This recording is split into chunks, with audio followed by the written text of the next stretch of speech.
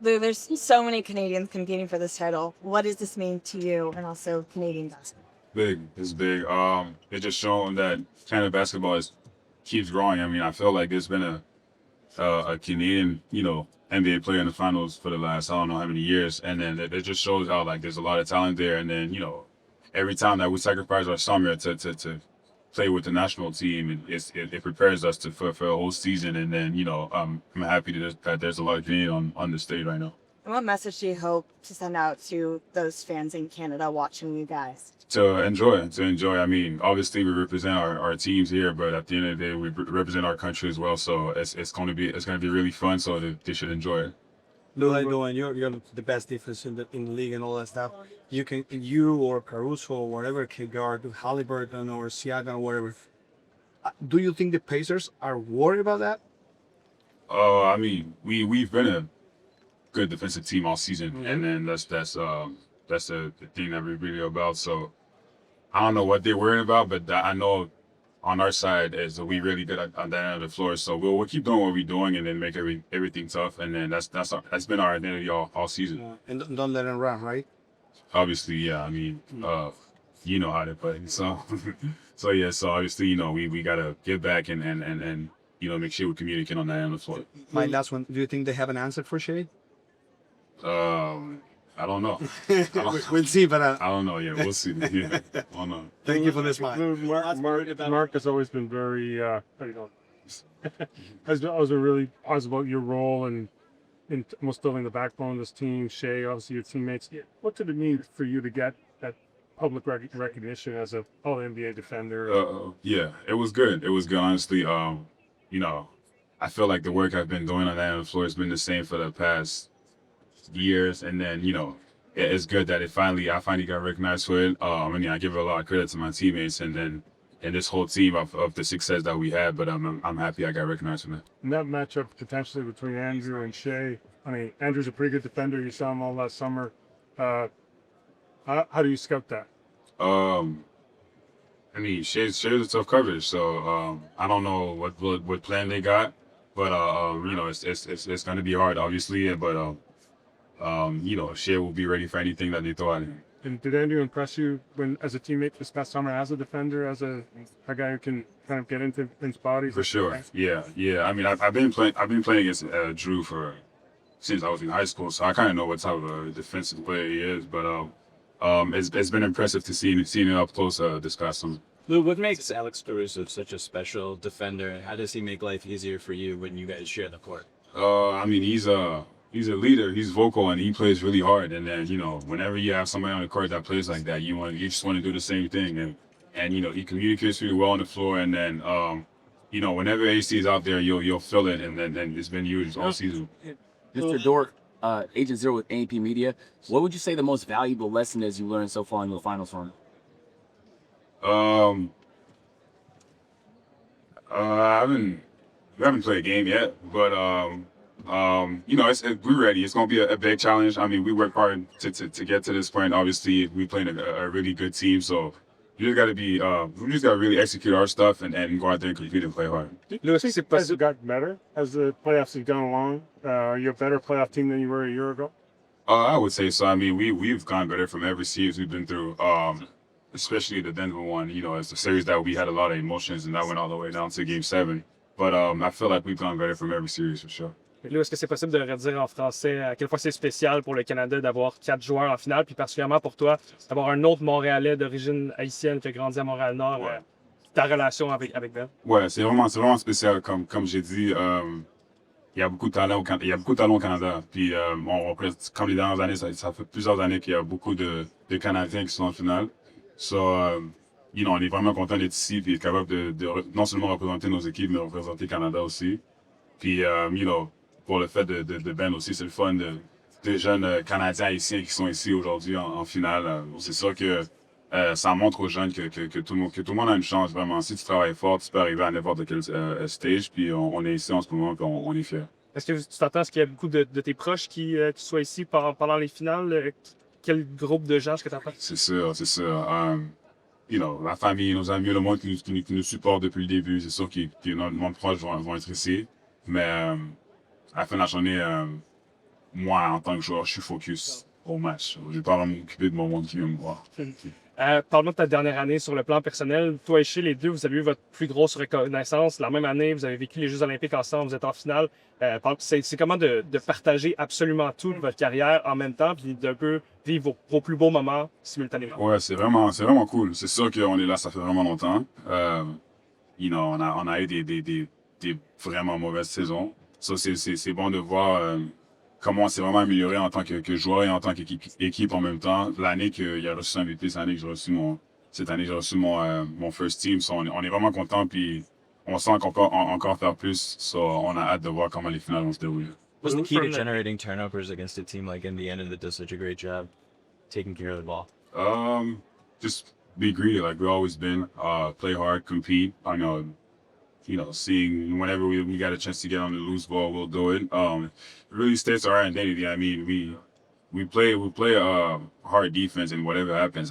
So, if we got a chance to get a loose ball, we'll do it. Lou, from the beginning of the rebuild until now, it seems like you and Shea and the guys that have been here were always on the same page with Sam and kind of the blueprint he was laying out. Can you just sort of describe that level of understanding between you guys as the players and the front office? Yeah, I mean, it's been really transparent.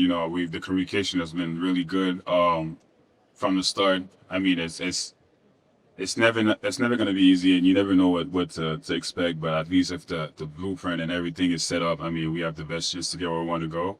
And then I feel like that's how it was from the beginning. I mean, the conversation and everything, and then we with the layout and what to facilitate for us, everything was there for us. So we just had to play hard and try to achieve it. So now we're at this point. And then you were at Ben Matherin's draft night, Cardi. Just given the Montreal connections between you guys, what's your relationship with him like? That's good friend of mine. I mean, like a brother, honestly. And then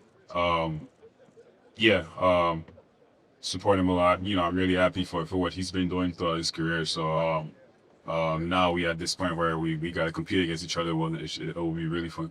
You've had some. Lou, for socials, if you can keep two, cut one of the new NBA rules that might be introduced to the NBA, which ones would it be? Introducing a 4-point line, 10-minute quarters, or a shorter season? Wait. What are you asking me? If you can keep two, cut one of the new, quote-unquote, new NBA rules that might be introduced, which ones would you keep and which one would you cut? The 4-point line, shorter season, or a 10-minute quarter? 10-minute quarters. I wouldn't do the 4-point line. I don't know about that. And maybe keep a shorter season though. But it's not good. Last question. Lou, you've had some, as a team and individually, had some pretty good success against Halliburton last couple of years. What, as a defender, do you look at and try to take away from him first? Main thing is just make everything tough. He's a good player. I feel like the past time that we've seen him, it don't really matter. I feel like he's gotten better as a player since that for sure, and even throughout this whole playoff. So our main thing is to make everything tough and don't let him have any easy looks. Do your best Last your best question. memories That's it. your best memories of the NBA final when you were a kid? No. You was French. Best memories. I mean, the Miami Heat when Ray Allen hit that big three in the corner. That was Against the Spurs. Against the Spurs, Yeah. yeah. That was a big one. Of course. Can't remember if I was watching that game or not, but I've seen the highlights so many times. And it's a Canadian Toronto against the Warriors, maybe in 19. Oh yeah, that's a good one too. When they won the championship. So Can you talk about the camaraderie on the team? How you guys working out as a unit? It's amazing. I think we have a unique core of guys that are very close. I think you can kind of compare it to maybe like a AAU team where it's like there's no agendas.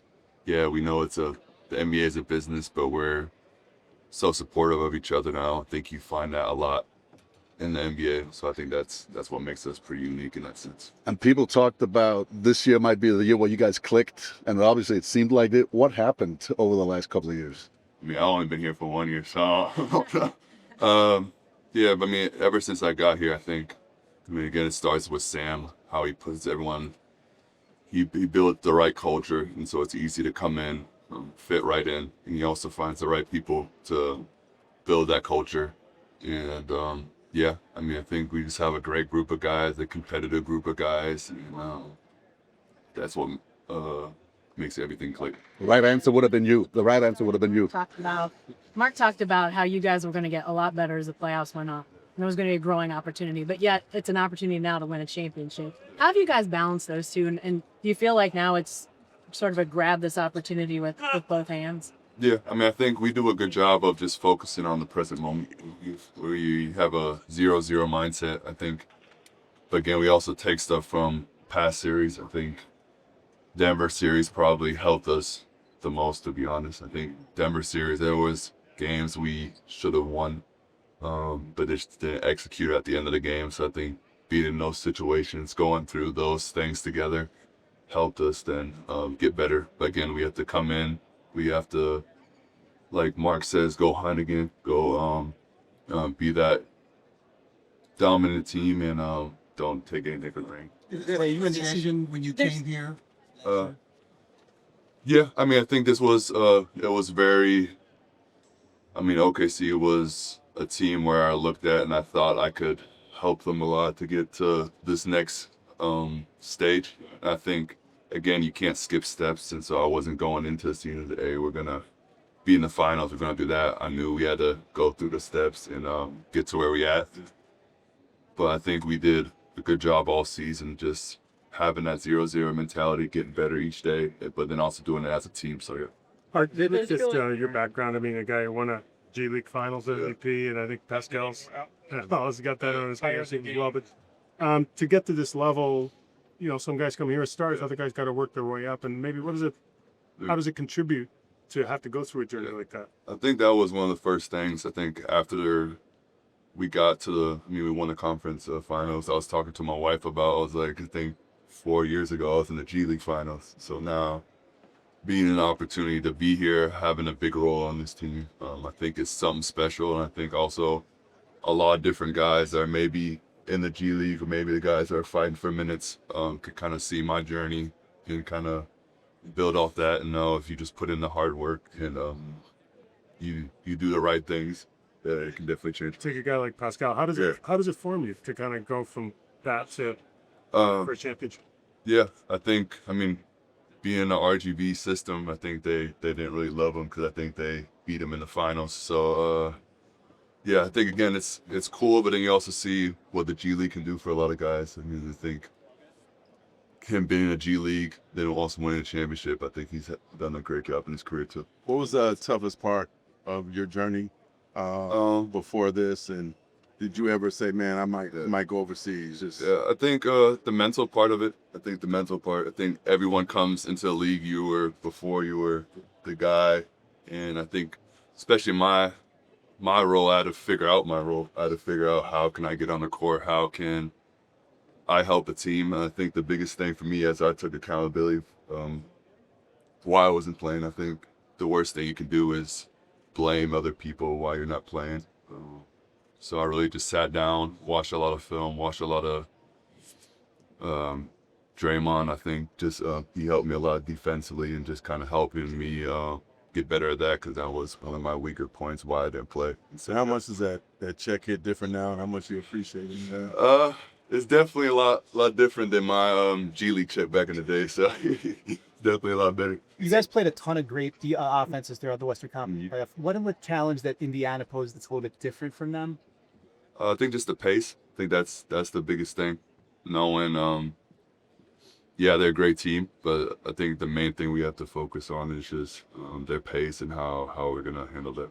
So there's a strong international presence. What does it mean for you to represent Germany on one of the biggest stages of basketball? It means a lot. I think just growing up over there, you watch Nowitzki make it this far. You watched him win it. So now just being able to be in this situation where you can play, not just for Oklahoma City, not just for the name on the back of your jersey, but then also for the country back home, I think it means a lot. What message do you have for this kid down? Anteile von Ratio von Brunnen gekauft. Wusstest du, dass wie Dennis Schröder die Teile von Basketball Löwen gekauft hat, auch in OKC gespielt hat und gerade in dem Moment spielt Ratio von Ulm in den Semifinals? Kannst du da überhaupt ein bisschen was verfolgen? Ja. Wie ist für dich die Situation gerade? Ich verfolge es ein bisschen. Ich versuche so viel wie möglich zu schauen. Für mich ist es ein bisschen schwerer hier live zu sehen. Ich gucke immer wahrscheinlich die Spiele immer am nächsten Tag an. Aber ja, ich gucke es immer zu. Wir haben das erste Spiel gewonnen gegen Würzburg und das war schon was Cooles. Und dann aber auch einfach zu sehen, wie die Jugendspieler da spielen, die auch wahrscheinlich jetzt nächstes Jahr im Draft kommen. Die machen einen super Job. Und, ja. Wusstest du, dass Dennis Schröder auch in OKC gespielt hat? Ja, ich wusste schon davor. Aber es ist schon was Cooles. Ich meine, er macht auch einen super Job mit den Löwen. Und wir können auf jeden Fall stolz sein, was er da macht. Ich glaube, dieses Jahr haben wir eine super Saison gespielt. Und wir können auf jeden Fall stolz auf dich sein. You played the Pacers last year, you just mentioned that pace. What did you learn about going against it? How much has your team relied on you for that experience? Yeah. Again, I think it's the pace. I think last year, I don't really want to make any excuses or hypotheticals. We had a lot of injuries, so it was kind of hard playing against that pace with the amount of guys we had. But yeah, I think I think Mark does a great job getting us prepared. So yeah, we talked a little bit, but in general, we trust Mark. We trust the stuff we do on the court, and yeah. Isaiah, the last time Thunder was in the finals, you were 13, I think, 2012.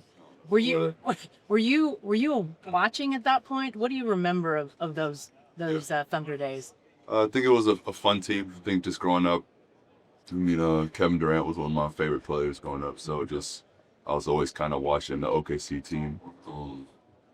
It was cool. I think it was a cool experience. Just watching them. What was it about Durant? I mean, obviously he's a great player, but what stood out to you as a young guy? So when I was younger, I was playing more like the 3 and the 4, and I was tall. And so I think just the way he played was just took a lot from it. Again, talking about before, he kind of had to change my role throughout my career, but growing up, he was definitely my inspiration. Isaiah, how much money did you talk about who the next face of the NBA would be? And obviously there's more cap on how you play, and I was wondering, being around him, did you see Shea as that guy, or do you think he would want him? You could definitely see him as that guy. I think what he does on and off the court, you can't say enough about. I think he's at the point where he's kind of does nothing wrong, really, as weird as it sounds, and that's why people just talk about him going to the free throw line. I mean, if you look at any scorer in the past, I don't know how many years that averaged that many points, he's like at the bottom of the list in free throws. So I think he's definitely what he does on and off the court. He can definitely be the face of the league. One more question for Isaiah, guys. Honestly, the 79th year in a row that a former, current, or future Knicks player has appeared in the NBA Finals. Yeah. How does it feel to be keeping that streak alive? It's good. I mean, it's definitely good. I mean, we got Obi on the other side. So Sir. I think this year, regardless who would have won, there would have been both sides. I mean, I think it's Minnesota. They had Dante and Julius. I mean, New York has all the New York guys, and then now India has Obi. So I think it's cool. I mean, you can also see the history behind the Knicks of like how many good players have been through there, and so yeah. And how close they've gotten. Yeah. Right, and then last one real quick. How much money you just went on that trick shot? I mean, Cason got first pay, but I don't know if I'm gonna get the money, but I think it was like $200. Take that. I'm gonna take that. I'm gonna take that for sure. And we're counting it. Yeah. Thanks so much, guys. You want one more? Yeah. That's good. Surprised you what happened to Thibodeau, given how far they got. I mean, I'm not really in that situation. I mean, the thing I can say is that Tibbs did a lot for New York. He did a lot just building that culture over there. So I think I have a lot of respect for him, how he coached the game, how he prepared for each game. Again, he was great for my career, but I mean, what decisions they make, that's on them, but I can only say good things about Tibbs. One last question, really quick. It's a series clincher. What are you wearing? You'll see. Thanks, buddy. Yeah, Alex, I just discovered the other day that your dad played college for Eddie Sutton. Yeah, he did. How much does he That's talk? a name right there. Yeah, he's loved in Oklahoma. How much did he talk about that? Any of your game come from your dad? And and any influence of Eddie Sutton? Yeah, he played for Eddie Sutton when he was at Creighton, and he vividly remembers practices with no basketballs, especially beginning of the year. You know, ball rack would be out there, and then practice would start, and Coach Sutton would just roll them out, and they'd play defense for 2 hours. And yeah, some influence from him. I mean, we used to. I was a ball boy for Texas A&M growing up, so I would, you know, show up to the games 2.5 hours early with him. I'd shoot for as many minutes as I could before I had to start rebounding for the guys, do my job on the court during the game, and then me and him would head out and we'd listen to the local radio guys, and we would just talk hoops on the way home. You know, we'd talk about the game, we'd talk about, you know, how we played, how the other team played, and, you know, looking back on it, I think that's probably where a lot of my understanding of the game came from. And it made fast track that a little bit because, I mean, that was, you know, 10 years old. You know, it might not be as in depth as I'm talking now about the game, but, you know, basic stuff then up until, honestly, it was probably before 10. It was probably like 8 to like 14. So yeah, stuff like that. Just watching basketball with him and talking through the game and having a brain to pick. When you look at this matchup here against the Pacers, what stands out about this team that you're going to face coming up tomorrow? Yeah, I mean, they're playing at a high level. They have kind of run through their games. You know, they went to 6 with New York. Their game 5 wasn't really their best shot. I think other than that, the 5 games that they played against them in the series, and the 1 and 5 in the first 2 rounds, like they're playing at a high level. So I think their offensive pace is, you know, their fastball. They're really pushing the ball. They're pushing the ball. They're playing with pace, even in the half court, which is something that, you know, has kind of been the opposite, maybe besides Memphis that we've played so far this postseason. Memphis did a lot of that, driving kick, play early, where the other teams we played were more set. So just adjusting back to that and making sure that we're ready to run.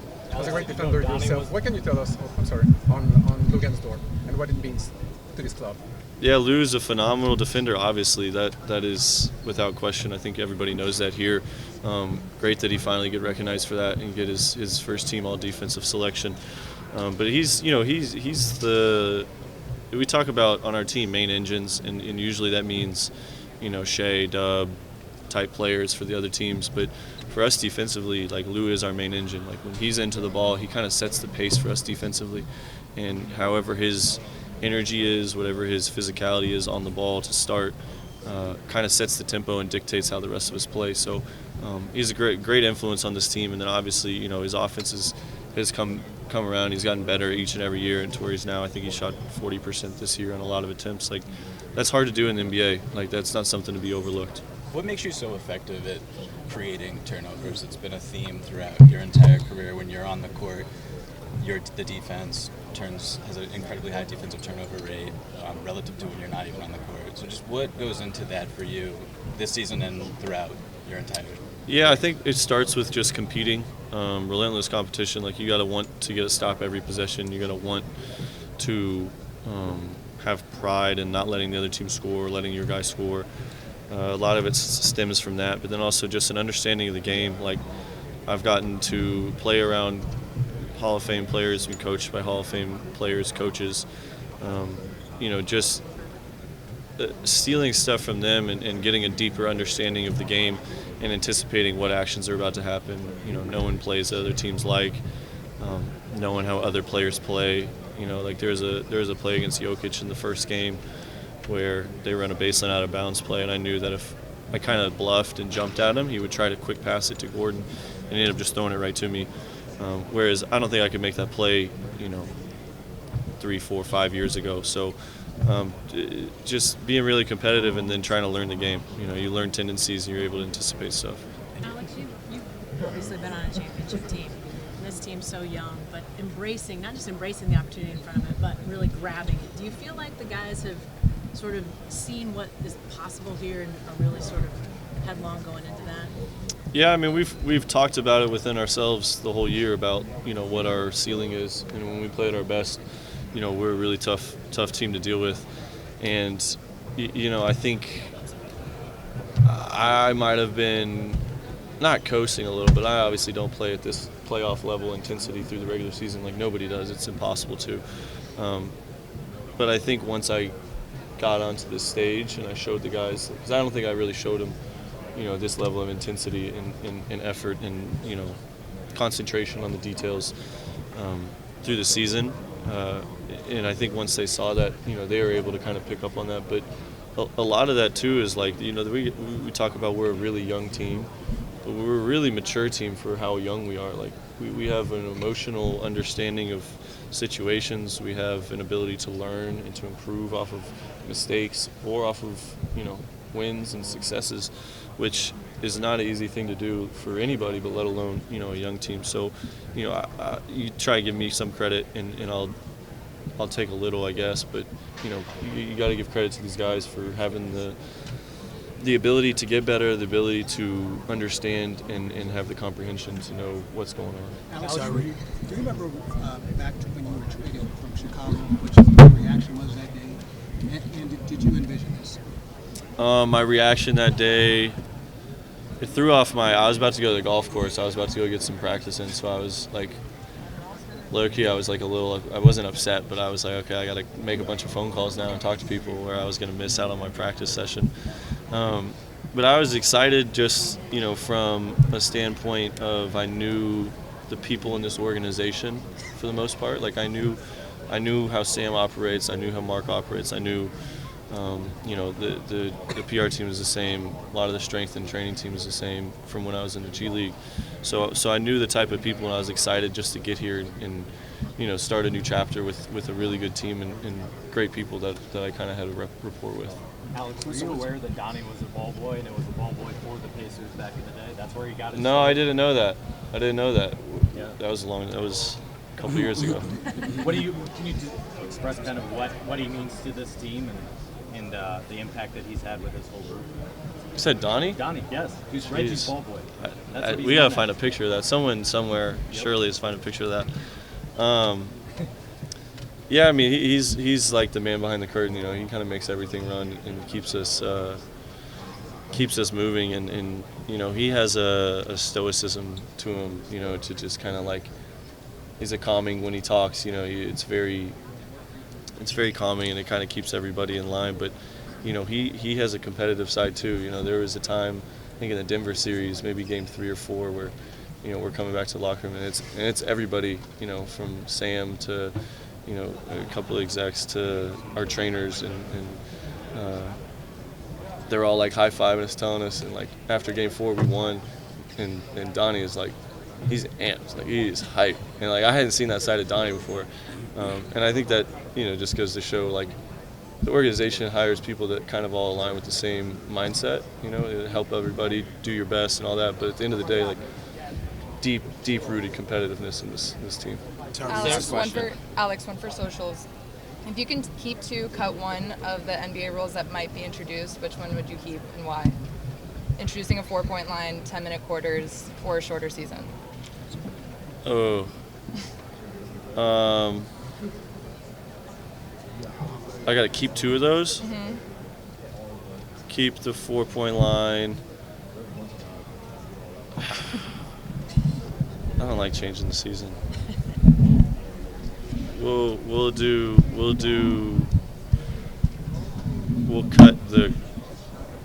cut the short season and do the quarters, but I don't like it. It's interesting. Yeah, but I don't like it. A lot of players pick shorter seasons, same pay. No. Same, because that's gonna mess our BRI up. They don't understand what that's doing with these rules. Hey, It's financial response. What was your favorite song to lock in?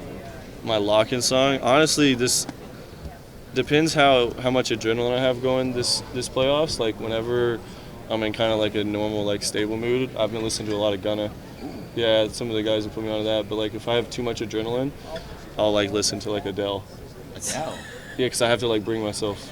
Calm yourself down. Yeah, I gotta lower the self. Pick. Yeah. Can I recommend a song? For who?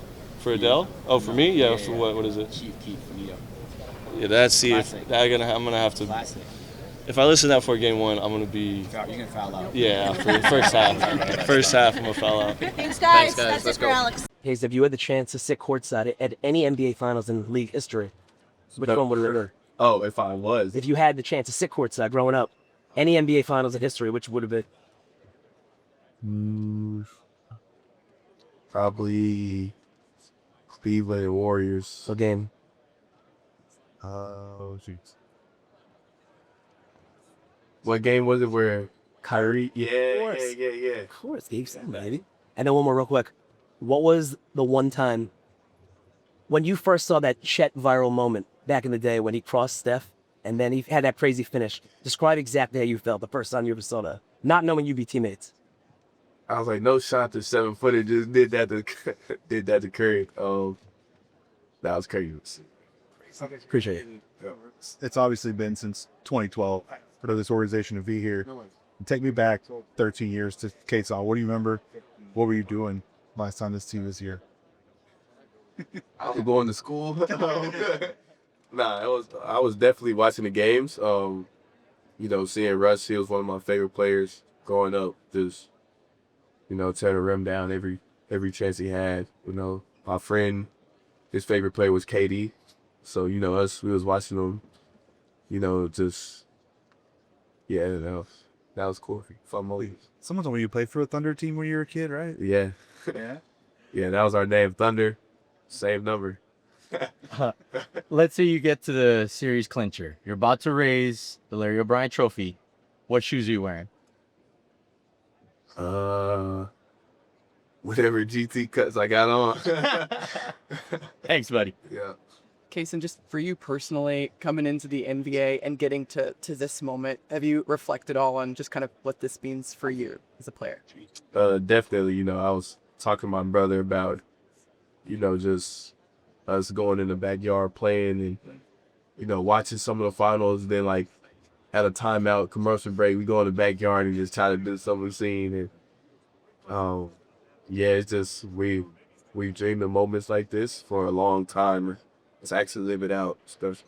And I was just talking to Jay Will just about the camaraderie of this group, and it just seems so special to see it in person. Can you put into perspective just what it's meant for you to be a part of a group that's as connected as this one?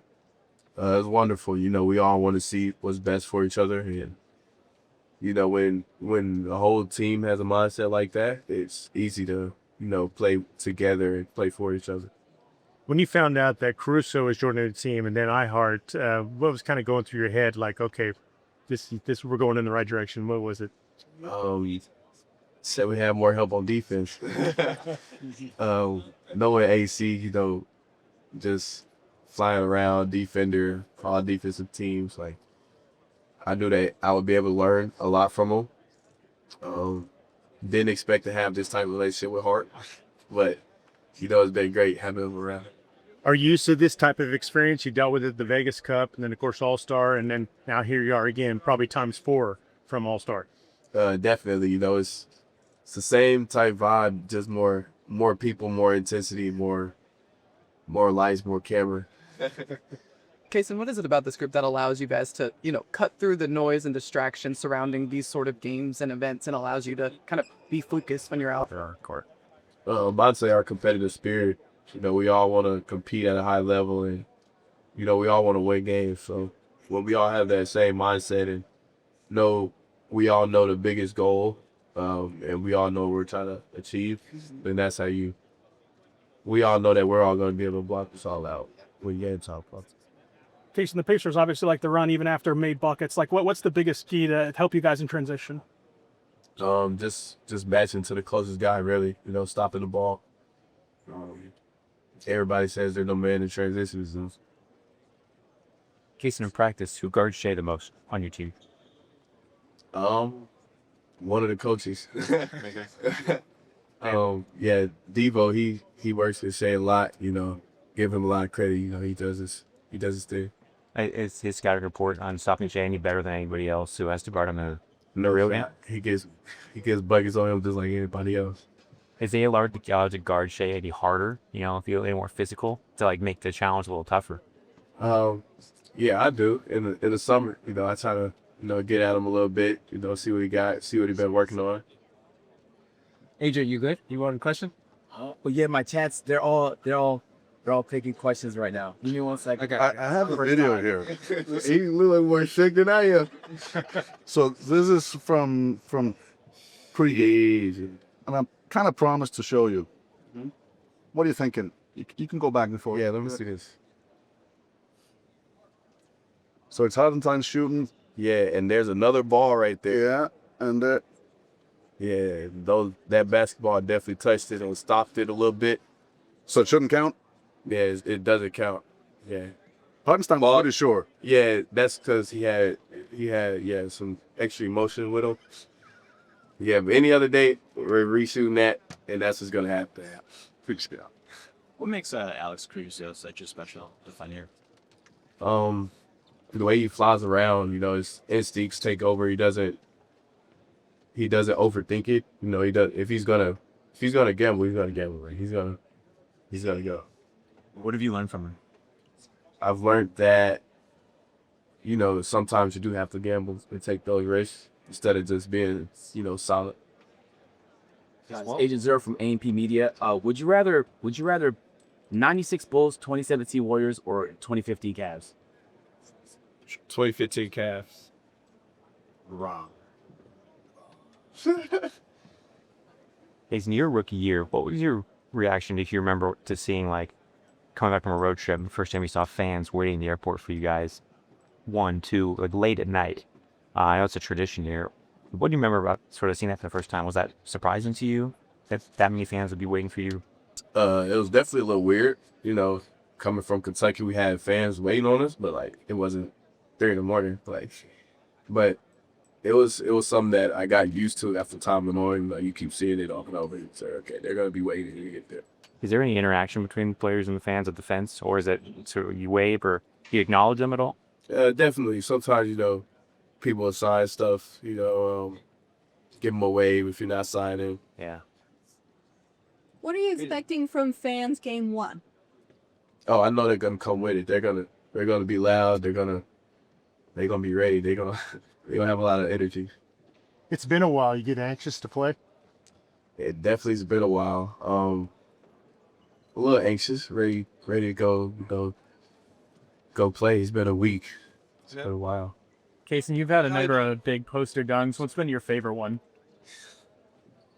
I'm gonna say Memphis, cause like that was on 2 people, threw a little contact, you know, and I was able to hang on the rim a little bit. You gonna get the actual poster printed, or is it just a memory?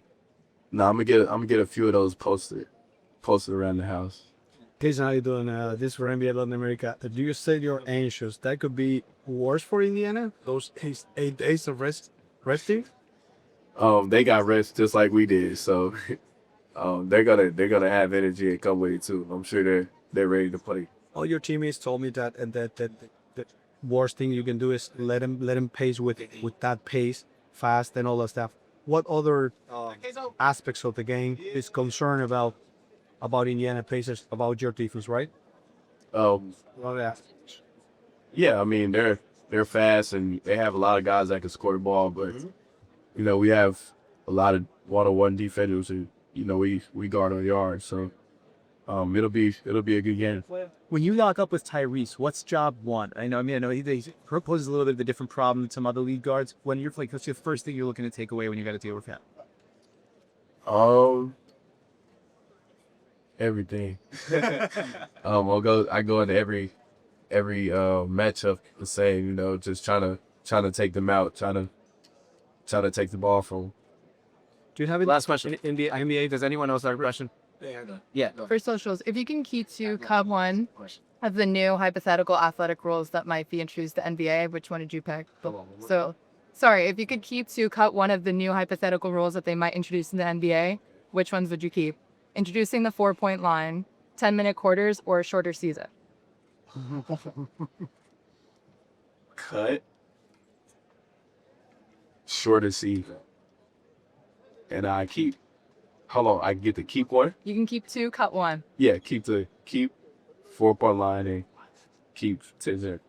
A lot of players said shorter season, same pay. Shorter season? But keep the same pay. Yeah, for sure. I mean, if you shorten the season, that's what I was going with. But like, yeah, I love that one.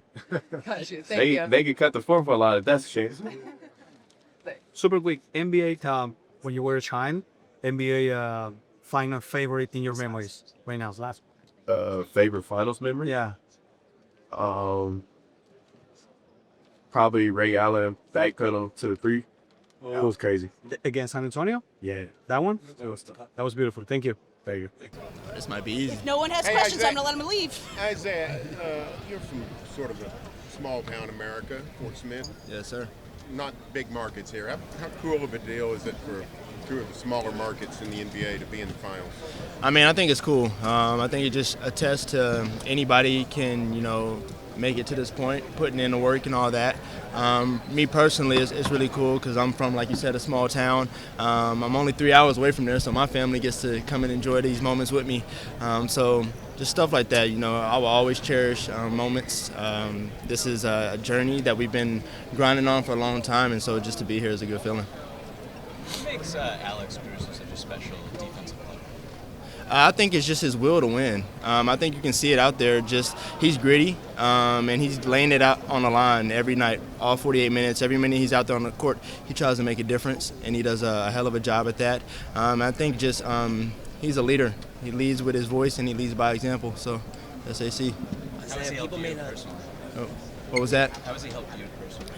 I think he just kind of brings that leadership role to a team, and so he's always willing to drop down knowledge. He's been in positions like this, so he knows what to expect, and he's a veteran. He's been around, and he knows what goes on.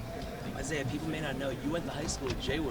Yes, sir. Were you guys tight in high school? Yeah, we played a year together. I was 2 grades above him when I was a senior. He was a sophomore, so that was our 1 year that we got to actually play together. But we grew up both in Fort Smith. He played a lot with my younger brother growing up. So just being in this position with a guy like Jaylin is pretty cool. Moments like this don't happen too often. I was going to say, did you say in a million years, would you ever think you'd be in the NBA Finals with him? Yeah, it never crossed my mind. But now that we're here, it's a dope experience. I think it's something that's probably not going to hit till later in life, but it's cool. And then one more real quick.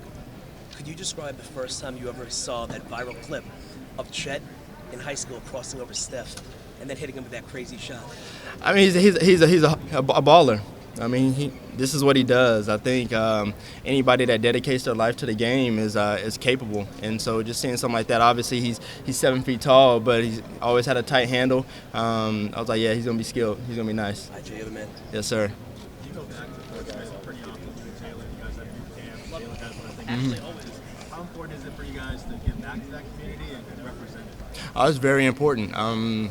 Born and raised there, I always have to show love to the people that supported me along the way. Without my hometown, I wouldn't be the person that I am today. I wouldn't be in this position. And so any chance that I get, I love to give back.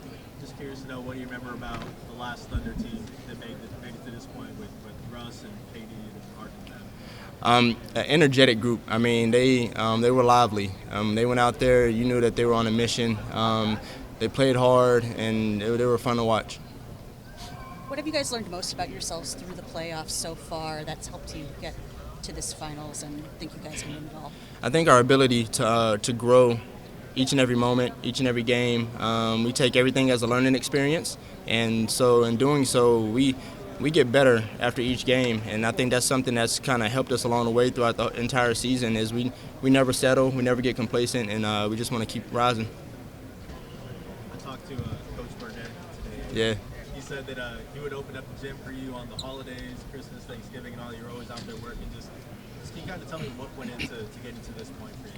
Yeah, I mean, Coach Burnett, he's just a guy that he's never gonna say no to somebody that wants to work and get better, no matter who it is, no matter where you're at in life. If you want to better yourself on or off the court, he's always gonna be there for you. And so he kept the gym open for me anytime that I wanted it, and so I really appreciate that. It just gave me access to be able to go in at any time, early mornings, late nights, just better my game and try to get, just keep growing. Say, how you doing? How are you? I'm doing good, man. Yourself? Good. We met each other, in Las Vegas. In Vegas? I remember that. Yeah, I remember that. Come on. How you doing? How are you? I'm doing good, man. No, because I was remembering when finally you lost, but you were talking about very good about the possibility, the chances to get the MVP for Shea and how play with him. Well, all that stuff is a reality. Yeah. How you had to say now, in an hours in an NBA Finals? First off, yeah, with Shea and the MVP, it shows that the work that he put in is paying off, and not only just to get the MVP, but to help us get to this position in our journey. And so we're going into this finals, continuing to play for one another. He's going to do his thing, and we're gonna do our thing. And how much did you and the guys learn from that loss in Las Vegas until today? Yeah, like I said, we learned through every win, every loss. I think one thing that we could take away from Vegas is the environment. Obviously, it's a little bit different environment than playing at your court or somebody else's. So just taking that in and understanding that when we get to this point in our career, it's going to be similar.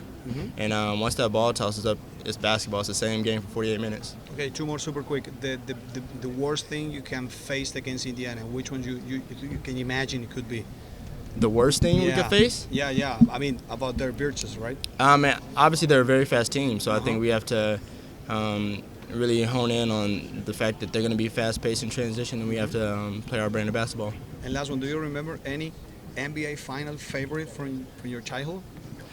I think the Warriors and Cavs finals are always very interesting. Which one? The 1-3 down, Cleveland? Cleveland coming back down from 3-1 was that was pretty cool to see. That stuff like that doesn't happen on a regular, and so just to see that the grittiness of a team to fight back in a finals down 3-1, it just shows the character of all the guys out there. Thank you so much, and Yes, sir. congratulations. Thank you. Thank you. Hey, buddy. All right. So, game clincher. You're heading in to the locker room. What shoes you wearing? I got on the Li-Ning Way of Wade 10s right now. They I've been rocking with these for a couple years now. They treat me very well. So, game clincher, you're going to be raising the trophy wearing those. Yeah. Absolutely. For Thank sure. you. Yes, sir. Isaiah, you talked about the value of going through like the NBA Cup in terms of the environment that surrounds it. This group has done so well all season long, cutting out the noise, distractions, just playing basketball. What is it about this group and the maturity you guys have to be able to do that? We understand what we want to achieve at the end of the day, and we understand what comes with that, being able to block out the noise, being able to keep everything within the team, within the lines. It's something that helped us, be successful to this point, and the fact that we see that operating like that works, we're going to stay like that, head down, focus on the game, and just take it one possession at a time when we get out there. What's this moment like for you personally, a guy who came in with this group and has really just gotten a great opportunity, and now you're here at the NBA Finals? Yeah, no, it's a great feeling. I think the biggest thing is just being able to grow with the guys here and get better each and every year, each and every game.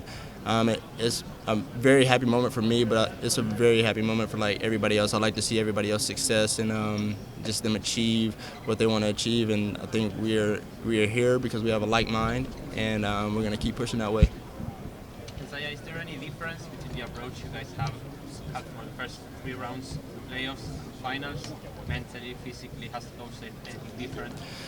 No, I think we are already a group that understands the weight of the situation. We try to treat every game like it's the same.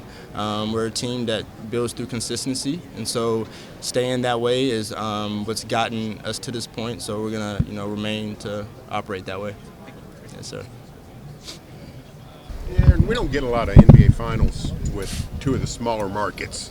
Is it good for the NBA when a couple of smaller markets are in the finals? Definitely think it's good for the NBA. Kind of shows that you can build regardless of where you are from within. You can, obviously both of our teams didn't necessarily get superstars in the off season or anything, but we kind of drafted and we built within, and you find pieces that fit in the off season. But it just kind of goes to show that with the right personnel, with trust and the right development, you can get everywhere you want to get. And we're 2 teams that are kind of proving that this season. Aaron, is there any difference between the way you guys approach this finals series than the previous series? Has Mark said anything different? Have you approached anything mentally, physically different? No, nothing different other than we had a week for this one. Last time we had a week off was before the first round. But no, nothing different. Same preparation. Obviously, the only thing that's different is team and personnel. So we've continued to kind of just build on, how we plan to approach the games with the personnel and their team and the way that they play. But beyond that, same approach, same mentality, same, readiness. Have you received any input from Alex, who has been to the finals previously?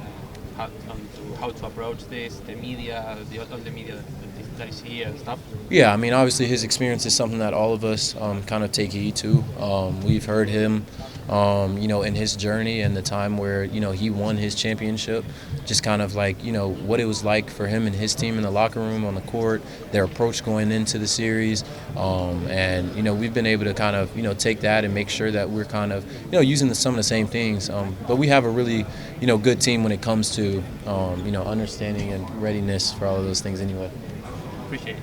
Aaron, were you aware that Donnie was a Pacers ball boy? That's how he got his start in the league? I didn't know he was a ball boy for the Pacers. I know he's from Indiana. It's a unique thing, though. Good for him. So this is kind of full circle for him, being able to play the Pacers for the finals. That's awesome. What does he mean to this group and keeping you guys healthy? Yeah, I mean, he's huge. He does his job, the best he can, obviously. He's one of the best in the business. He makes sure all of our guys are taken care of. And I think everybody kind of trusts him, on a level of, regardless of what it is we need, he's going to take care of us. So, yeah, obviously, huge support and help to where we are today. Aaron, it's been 13 years since the Thunder was in the finals. If I did my math right, you were about 12-ish then? Yeah. What memories do you have of the Thunder of that era? Were you paying attention to them? Oh, yeah. A lot of my time when it came to that Thunder team was on video games with Russell Westbrook. I want to say like Jeremy Lamb was a part of that group, KD, all of those guys. I mean, obviously dominant group. They kind of paved the way for us to be here. Don't take it for granted. Being a part of this organization and being a part of history and, those guys kind of being here before us. But, I mean, it's just kind of crazy being here in this position, knowing that I think they played the Heat when they made it to the finals that year. So it's just awesome being a part of it. The fact that you guys, so many of you guys were sort of in your formative years, like early teens, later teens, and that team was, one of the premier teams at that point. Do you feel like a lot of guys sort of maybe took some lessons, took some inspiration from that bunch? 100%. I mean, I think naturally, in those years, you're watching all of the games, you're kind of deepening your passion for the game, you're learning and watching the players that you want to be like when you grow up. So being able to watch not just that Thunder team but the NBA in general at that time, obviously it was definitely things that guys learned and were able to kind of find that kind of grew into passions to be able to play the game today. Aaron, do you guys take anything away from your experience at the NBA Cup, just in terms of being in an environment like this and having to cut off that noise? 100%. I think there's a lot that kind of is built around, the games itself, and it could easily be a distraction if you're not kind of locked in and keyed in and, just focus on, what's at the task at hand. Our guys are smart. We know how to, handle anything outside the, outside noise, the media, everything that's kind of just going on around us. And when it comes tip-off tomorrow, we'll be locked in and focused and ready to go. You guys have such a unique balance of, professionalism, being locked in on the court, but also being super light and fun and connected off the court. How special is that to be a part of, and what goes into that balance? Man, I mean, it's fun. Just like you said, being lighthearted, having fun off the court. It also translates on the court as well.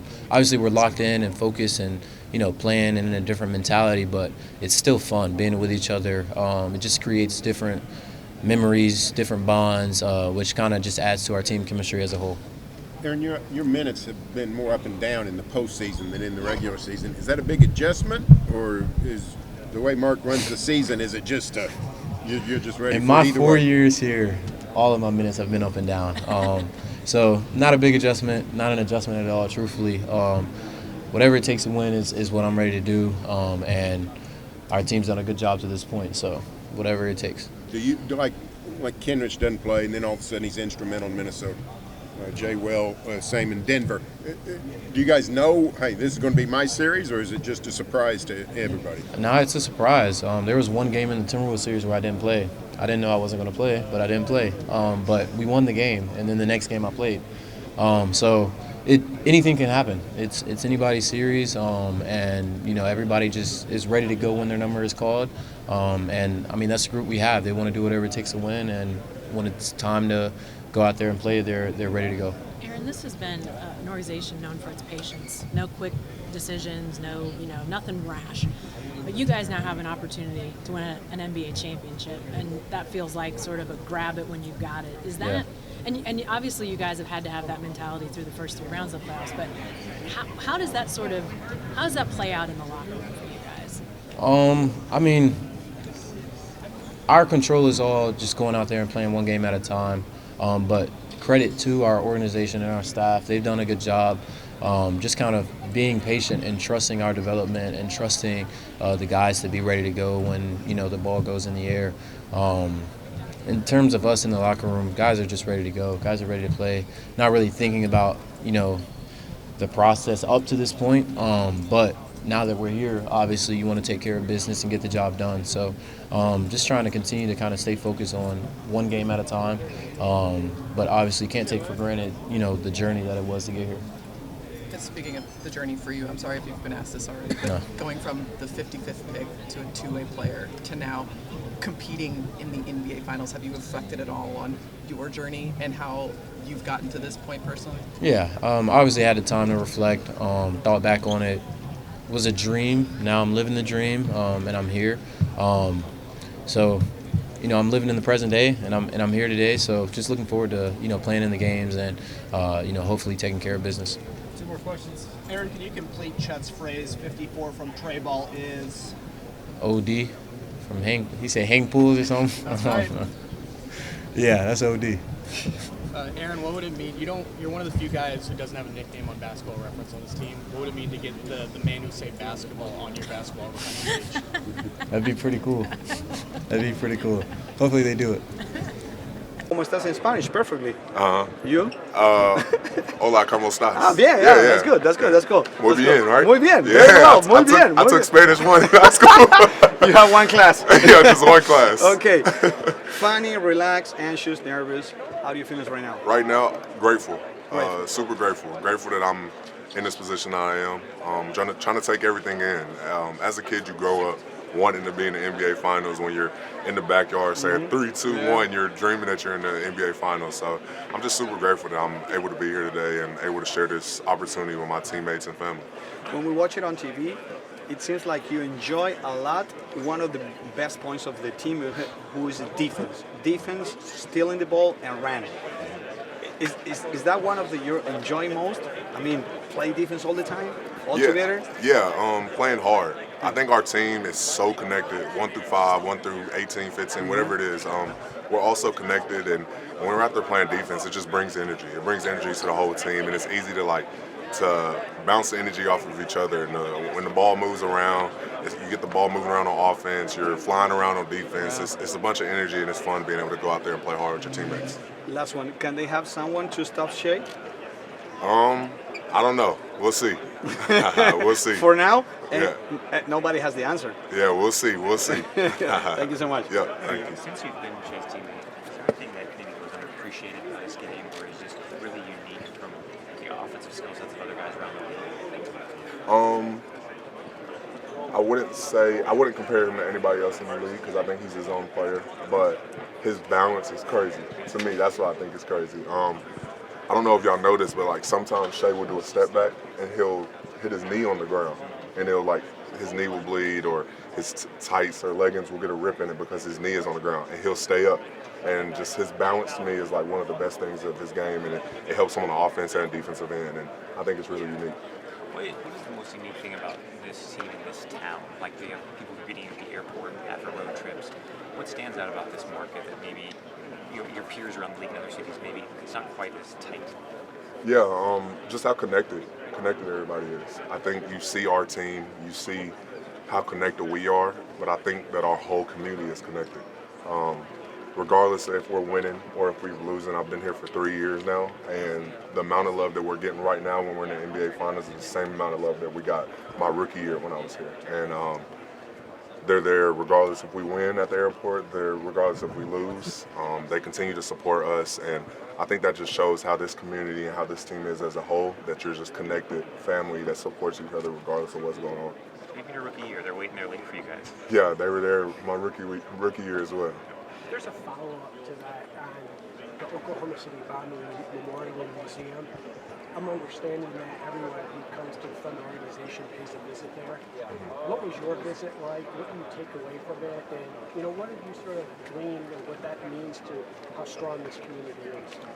Yeah, I honestly don't remember much of it. I remember doing it. I remember going there my rookie year, and I remember seeing all the pictures and the articles, and we watched like a video while we were in there that kind of just talked about everything, and it just shows how much this team is connected to the community, because you want to know what's happened. You want to know about the history and the past of things that's happened. That's what's built this community. And when you see how connected we are with the community in basketball, that's how connected the community was back when the tragedy happened here. And it just shows how connected the community is in the state of Oklahoma. Jaylin, people might not know that you went to high school with Isaiah Joe. Yeah. How was he in high school? Was he the man? Were you cool with him? Any memories with him? Yeah, Zay was my dog in high school. People know, not a lot of people knew we went to high school, but we also went to junior high together too. I was in 7th grade, he was in 9th grade, and then we didn't play together then, but we played together in high school when I was in 10th grade and he was in 12th grade. And Zay was like the first person that I saw work at a high level. He won Gatorade Player of the Year that year when I was 10th grade and he was a senior, and that kind of like showed me what I had to do to get to the level that he was. He was a ranked player. He was the best in the state of Arkansas at the time, and I was seeing him work out before school, go home, shower, practice, work out after practice, then come back, practice again. And him showing me that kind of helped me as well. He was a great leader of that team when I was a younger guy, and he kind of helped show me what I needed to do if I wanted to get to the level that he was on. What if I told teenage Jaylin Williams back in those days that you would be in the NBA Finals competing with Isaiah Joe at one day? That's crazy. Yeah, I think that I would be as shocked as I am today. I think that it's still crazy. Every time, like I talk to Zay every now and then, I'm like, Zay, like, we're on the same team. Like, we're in the same team in the NBA. Our high school coaches came to the game last game, and they were here, and just sharing that opportunity with him. And I think there's always a bigger picture of everything, and me and Zay playing on the same high school team, same NBA team, it gives kids where we're from somebody to look up to. It shows them that they're able to do it, that we went to the same Boys and Girls Clubs, we worked out the same parks, same high schools, and when they're able to see me and Zay do it, I feel like it shows them that they can do it as well. Last one, you ever play one-on-one in high school back in the day? I'm not sure. I don't think so, though. At all. Yeah, let's say that. Jaylin, you talked about how connected this team is. You're obviously such a big source of energy for this group. Can you put into perspective just the value of the camaraderie that we see from this team? Yeah, this is probably the most connected team I've ever been a part of. And when you have a team that loves playing basketball with each other, it's easy to have success because you want your teammates to succeed. You want to pass up a good shot for a great shot. You want to do the extra things that help your teammate get open shots. You want to set harder screens, whatever it is. And when you have a connected team, it pushes you to play better to well. Your chemistry on the court, there's no egos. There's no, I didn't score tonight, I didn't play tonight, so I don't want him to play good. It's everybody rooting for each other's success. And we're such a connected team. Like, y'all see our TikToks and our joking around, throwing towels on Gallo, whatever it is. We're just a connected team that loves having fun, and we take it out on the court, and we're a highly competitive team. Don't get me wrong, but we love having fun as well. I was going to ask, because when you get on the court, that balance is really sharp. You guys are locked in. You're very professional when you're on the court, and you're able to cut through a lot of noise of these sort of environments. How are you guys able to do that? I think us being competitive first. We're all competitors. Everybody on our team is competitive, and everybody on our team wants to win at a high level. But also, with that being said, everybody on our team is a good guy that loves having fun, that loves joking around, that loves the game of basketball, and loves winning. So we found a good mix. We found a good mix of it. We have some guys that like to joke around a little bit more, and we have some guys that compete a little bit harder. So, but we have a good mix of team on our team, and we just love playing basketball and love doing it together. You mentioned that your high school coaches have come out to games. We actually talked to Coach Burnham today. He swears you guys would have won that state title game had you not gotten sick. What do you remember about that whole situation? Yeah, I got sick like a week before the championship game, and I lost like 20 pounds. I wasn't able to eat or drink anything, and we get down there. It was in Hot Springs, and I don't know how many days we got there before, but like I was in the bed, couldn't eat anything, like was throwing up, all that. And I tried my hardest to go out there and play, and I gave it my all, but we lost. And like looking back on it, I wish I could change everything. I wish I could have won another one and changed it, but everything happens for a reason, and it's all right. So now I have a chance to win a title with them, but on this stage, I mean, has that really sunk in, or is it something that's going to really kind of sink in afterwards? I've thought about it, and of course it's crazy to me to think about it, but I think it'll sink in if it does happen, and us being able to share that with the state of the state of Arkansas and the city of Fort Smith. I think that's when it will really hit me if that happens. Different question, but what do you remember about that 2012 Thunder team, last team to make it to this point? I just remember energy and those guys playing. Honestly, I don't remember much about basketball from back then, but I just remember Russ and KD and those guys having a bunch of energy. Kind of a follow-up question, because there's a lot of talking about it. You are the stronger team compared to the 2012 team. What does that mean to you that people even come up already comparing you to people like KD, Harden, and Westbrook? Yeah. Anytime that your name or you as a group or our team as a group is put in conversations with greats, it's something to be thankful for. The fact that we even put ourselves in the position to be compared to them, like, we've done a great job with just doing that. And of course, I would be a terrible competitor if I didn't say that I think that we'll win. So I think everybody on our team would say that. But we're all super thankful that we're even in the conversation with them. One more question. You mentioned connectivity and then the importance of competitive spirit that you have in the team. How else would you describe the identity of this team going into the finals after this incredible playoff run? I can't say competitive, or I can say competitive. You could double emphasize it. Yeah, I would say a fun, competitive, hardworking team. Like, we have a bunch of guys that will leave it all out on the court, that will do whatever they need to do for a win, that will do whatever they need to do to help their teammates succeed while having fun. And I feel like we've done a great job of not losing one side when we're trying to focus on the other. And yeah, we kind of found our balance with it. I feel like the fans help too. It's like fun to come and watch and then see you guys having fun. It definitely elevates just the experience of the game. Yeah, for sure. Our crowd, our fans, they're amazing. They're top tier. What are you expecting from them game one? What they've been bringing the whole season. I'm excited for it. Oh yeah, it kind of did. Once we won the Western Conference, figured out we were going to be playing in the finals. Kind of set in, and you start like looking back on the journey, and the highs, the lows, the goods, the bads, and everything that we've been through as a team and organization, and it makes you just grateful to be here in this moment and embracing it. When you look back, was there anything specific that jumped out to you about this journey? I would just say how fast it changed. It feels just like yesterday we were at the bottom of the league standings. Now get a chance to play for a championship, and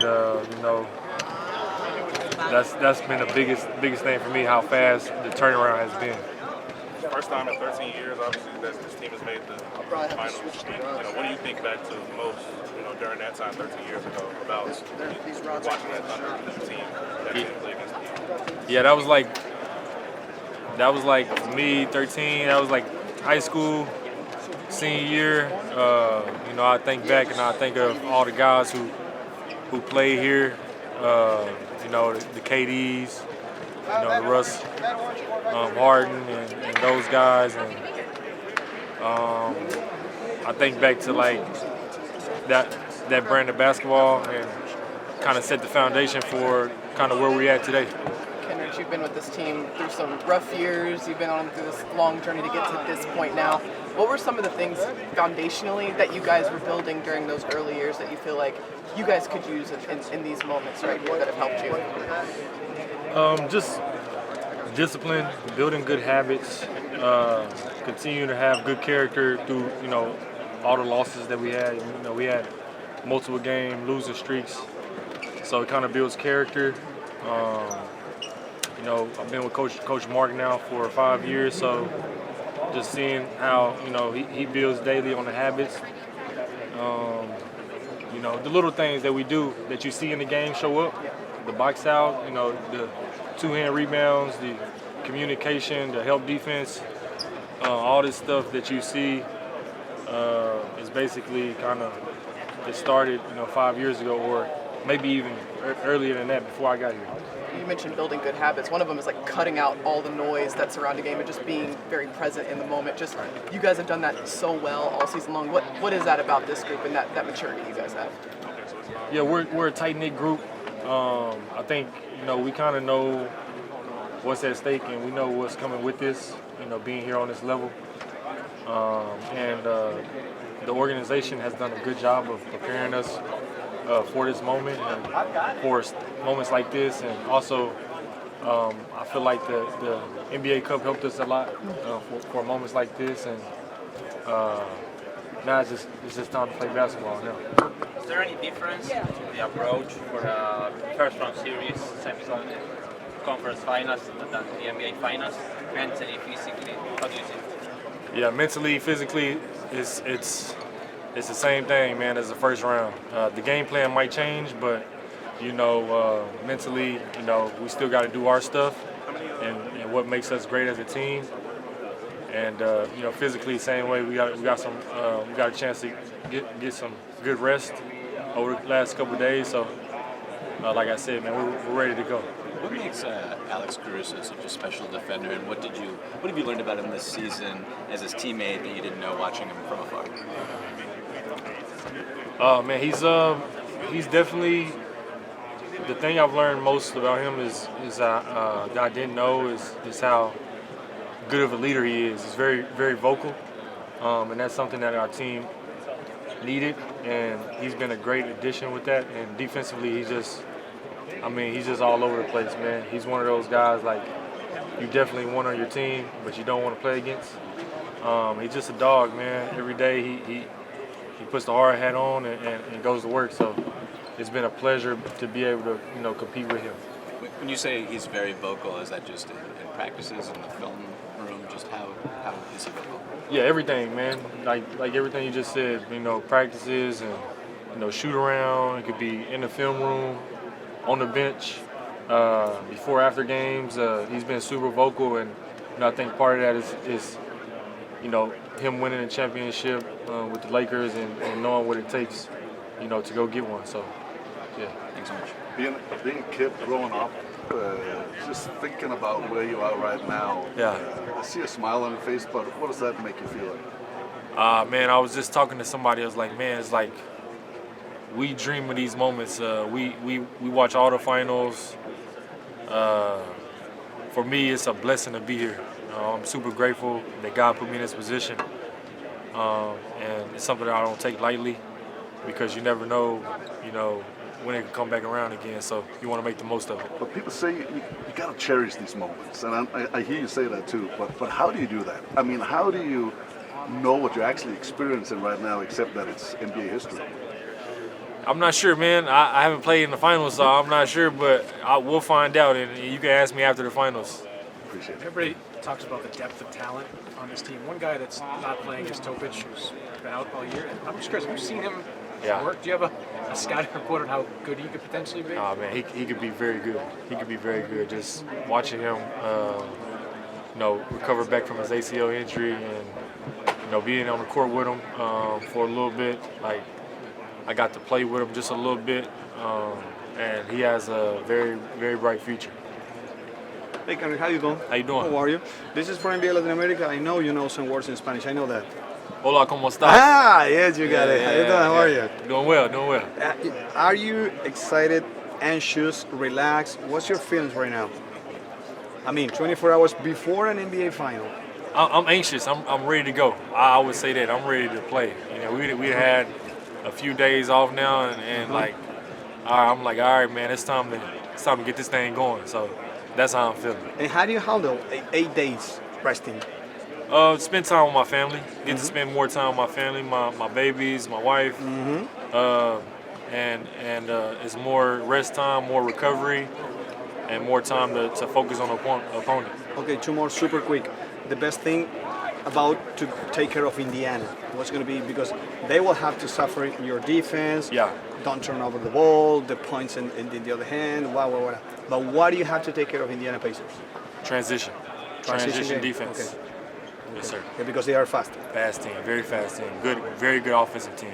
Okay, the last one about when you were a child. Do you remember any favorite NBA final watching on TV with your family when you were 10 years old or something like that? Yeah, the 08 Celtics, watching them was my first time really watching the NBA finals, and watching guys like Paul Pierce, KG, Ray Allen, Rondo, and those guys, and being able to watch that and have fun watching that and experience that. It was my first time really watching the finals. Okay, and you're in right now. Thank you so much. Thank you, man. I appreciate it. One last question for you, buddy. Championship clinching game. What's on your feet? What are you wearing that game? Kyrie's for sure, man. I'm wearing the Kyrie's the whole series, so that's my go-to. Thank you, buddy. Appreciate it, man. Ajay, when it comes to the finals, you're a global player. You're not from here. What do you think it means to have the whole world looking at this team from your viewpoint and not being from I mean, I think it's amazing. I remember growing up in Belgium and me and a couple of my friends just watching the finals at that time. And I think it's for me especially, I think being from Europe and then being in the finals now, I can just feel like the support from people back home, and then just the influence that we can have on like the whole world. Just the way we play, the way we act as a team. I think a lot of people just look up to us, so it's definitely amazing to be in this position. Have you reflected on just what this moment means for you? A guy that went to UC Santa Barbara, has just been overseas, and then now you're here in the NBA, getting a chance to participate in the finals. To be honest, not really. Didn't really have time to think about that much. Definitely had some conversation with like my family of just thinking about where I was, even just a year from now, going through the draft process, not knowing where I'm going to be. And then now, a year apart from that, being in the NBA Finals is pretty amazing. And I think I'm just really blessed and grateful to be in this position, and just gotta enjoy it. And you've gone through some adversity yourself this year, just with your injury, and getting back to where you are now, being able to actually participate in this moment. What was that time period like for you? The injury was definitely tough, but I think it really helped me. I think it was more of like just God testing me and then putting me through a hard time just to make me stronger. And I think it really helped me be a better person, but also a better player. Had a lot of time to just get better, and I think it really helped me some. It's weird, but I'm glad I got through this, and I'm glad I went through an injury my first year. Not many people say that. I'm glad you went through an injury, but you mentioned that it helped you, and like the camaraderie of this group, you were still a part of all of that while you were out. Can you kind of speak to how special this group is in terms of how connected they are? It was amazing. Obviously, being out for so long, sometimes it's hard, but the guys just kept me a part of this group, just made me part of everything, and I think it really helped me to just stay focused on getting back, and then just knowing that I'm a part of the team. So it was a great feeling. Ajay, when you think back to 2012, obviously first, what were you doing? What was life like you at that time? And then what do you think about the Thunder at that time? And what was your biggest takeaway from seeing them? Oh man, first off, I was always like a big fan of like Russ, KD, Harden. That group they had was like really special. And I think, at that time I was just a young kid dreaming of the NBA, just acting like I was in the NBA, but I was in my backyard playing with my friends. And then looking back to now, being a part of this is like a crazy feeling. I think it was a dream until I got a little older, and then it became a goal, the NBA. But the NBA Finals is like another level, so I'm really grateful I'm here today. Yeah, and you've been thinking about that for so long. Let's say you get to that championship clinching moment. You're running out, confetti's falling. What shoes are you wearing? Oh man, I don't even care what shoes I'm wearing at that point. I just be excited. I'll probably wear some Kobe's just cause, but yeah, I don't even know. Like at that point, it's like just celebrate, but we got some work to do. So could be on loafers, don't matter. Yeah. Thanks, buddy. Ajay, I'm just curious, what's it been like just kind of seeing, I guess, Topic kind of rehab in the background this whole year? It's been awesome, man. I mean, I know for him it's tough, like going a full year without playing basketball, but just seeing him showing up every day, just getting his work in, and then now like being able to just get on the court with him, play. So it's been really fun to just see his journey and seeing him just develop. Obviously not able to play, but just being a part of the team. And yeah, man, he's a great dude. He's funny. He's a great dude. This team does some interesting stuff kind of connecting to the community. You know, you guys did a tour of the Oklahoma City bombing memorial. Do you remember anything about your visit and what that was like and why it was important for the team that everyone do that? I mean, I think it was important for us just to know a little bit of like the history of obviously Oklahoma City, and I think it's just important for us to like be really connected with our community. They're a big part of us, of this organization, and I think everyone wants to be a part of it, and we do as well. So I think for us it was really fun just being able to see that, and then I also watched that documentary on Netflix that they had about it. But just learning a lot more about how it happened, because obviously for me, growing up in Belgium, I didn't really know the story at all, and I think it was fun to see. I mean, not fun, but it was amazing for me to just learn about it. And then, what was your reaction the first time you guys flew in from a road trip and you saw fans waiting at the fence at the airport? It was crazy. I was like, you guys need to get some rest. Why are you guys out here at like 2 a.m.? But I think it just shows like how much they care about us and just the support that we get from them every night. And it's just amazing. As a player, it's a crazy feeling to just see your fans waiting for you after a long trip. And I mean, it just fuels us even more to just do everything we can to give back to this city. What's the latest you've seen fans out there? Do you recall? I think the last time we came back, I think it was like 3 a.m. around that time, so it was pretty crazy. And it was a weekday, so I was like, man, they're gonna wake up and go to work right after that. It's crazy. Do you ever go to the fence and like engage with them? Oh, for sure. Yeah. We always try to go there. Obviously, when we see them, we go straight to them. Just want to show love back. So. Hey, AJ, there was a poll done earlier this year asking NBA players like what rules they might want to change about the league, like a 10-minute quarter, shorter regular season, like a 4-point limit. If you could pick two of those to keep, it's like a rule change, what would you keep? So 2 rule changes? Yeah, 2 rule changes. 4-point line, 10-minute quarters, or shorter regular season. I'd probably keep, 4-point line would be insane. I think everyone would be shooting those. But I think at the end of the day it would be fun. So I'd probably say that. And then I'd probably say, it's only my first year, so it's hard to really think about it because my body feels pretty good, but probably shorter regular season, maybe. But yeah. So cut the 10-minute quarter. Yeah, probably that, yeah. Do you have a rule change you would propose? I know it's like you're still new to it. Rule change I would propose. I saw someone talk about if a player does this, then it's an automatic challenge. So I think that would be pretty interesting because then you wouldn't be able to just have a play and just go, oh. And then if it's actually a foul, then you're in trouble as a player. So I think that would be pretty cool. Propose that. AJ, it's not often rookies play this deep into the playoffs. What's it like to have a coaching mark who can go to you and trust you to do that? It's amazing. I think throughout the whole year, just having his trust, it's been amazing. And I think for me, it just fuels me to just stay ready at any time and just be prepared to contribute. So I think it really, really helps me as a player and is going to be really important for me in the next few years. You can describe our crowd to people. Like, I know they hear it, but what does it feel like? 'Cause for me, the last time they were so loud, I almost felt like a vibration in my chest. It's hard to describe. I have one moment that to me was pretty insane. I think it was the first playoff game, and we were up a lot. And it was like the last 3 minutes of the game, and the crowd was still so loud that I couldn't hear Coach Mark call a play.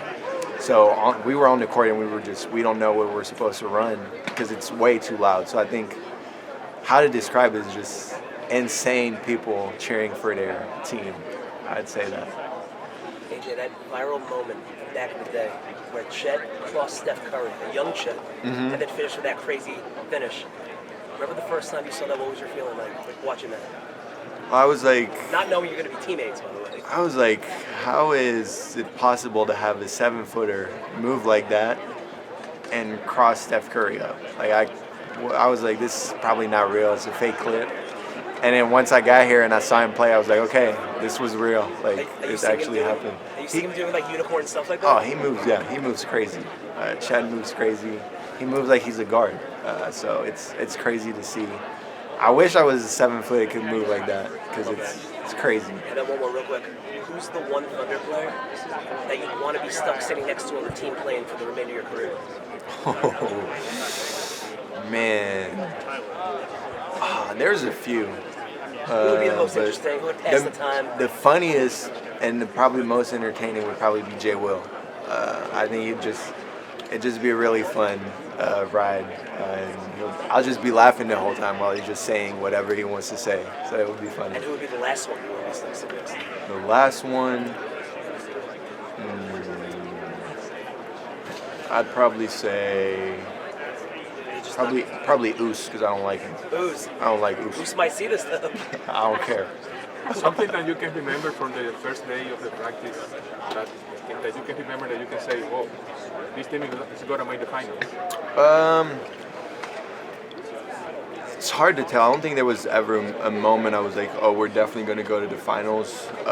It's a long season, but there was a point I think when I got here in September and we started playing open gym and like everyone was like really good. Like I was like struggling like the first like few like pickup games and I was like, okay, this is different. Like everyone can play. Everyone is like at the highest level and I think it really helped me to know, okay, I gotta pick it up and be ready.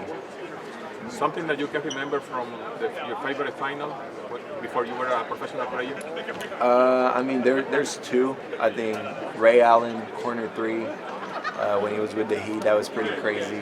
And then LeBron's block on Iguodala. That was probably two of the craziest moments I've seen. Which one of them would you like to replay?